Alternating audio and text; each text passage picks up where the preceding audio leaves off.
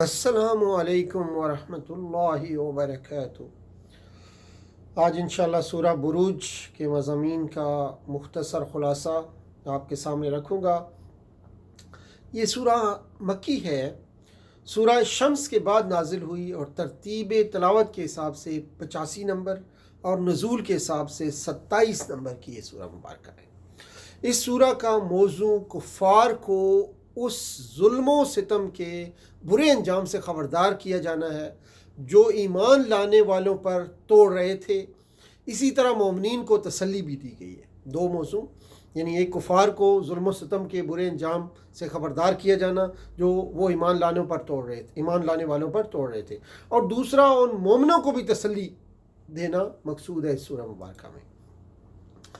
اصحاب الاخدود میں مومنون اور کافرون ذہن میں چند باتیں ذہن نشین کرائی گئی ہیں، جیسے اصحاب الاخدود اللہ کی لعنت کے مستحق ہوئے، ایسے ہی مشرکین بھی تیار رہیں، ان کو بتایا گیا۔ جس طرح ان مومنوں نے سختیاں برداشت کیں، اسی طرح تم بھی برداشت کرو، یہ مومنوں کو بتایا جا رہا ہے۔ اللہ سب پر غالب ہے۔ تیسری بات جو بتائی گئی ہے اس سورہ میں کہ اللہ سب پر غالب ہے۔ فرمایا اعوذ باللہ من الشیطان الرجیم، بسم اللہ الرحمن الرحیم، والسماء ذات البروج واليوم الموعود وشاهد ومشهود قتل أصحاب الأخدود النار ذات الوقود إذ هم عليها قعود وهم على ما يفعلون بالمؤمنين شهود وما نقموا منهم إلا أن يؤمنوا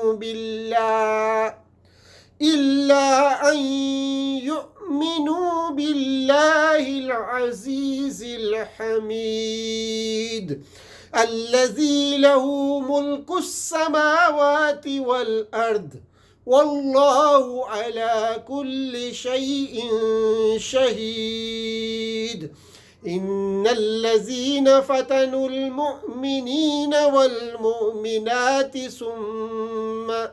ثم لم يتوبوا فلهم عذاب جهنم ولهم عذاب الحریق۔ صدق اللہ العظیم۔ الی الآخر السورہ۔ تو یہ تھی سورہ بروج، جس کی چند آیات کی تلاوت آپ کے سامنے پیش کی، اور اس کا مختصر تشریح جو ہے آپ کے سامنے، یعنی کہ مضامین کا خلاصہ رکھا گیا۔ اللہ تعالیٰ سے دعا ہے کہ اللہ تعالیٰ ہمیں قرآن پر عمل کرنے اور اس کو دوسروں تک پھیلانے کی توفیق عطا فرمائے۔ قرآن پڑھنے، سننے، یاد کرنے، اس پر عمل کرنے اور سب تک پھیلانے کی توفیق عطا فرمائے۔ سبحان ربک رب العزت عما یصفون وسلام علی المرسلین والحمد للہ رب العالمین وآخر دعوانا ان الحمد للہ رب العالمین۔ والسلام علیکم ورحمۃ اللہ وبرکاتہ۔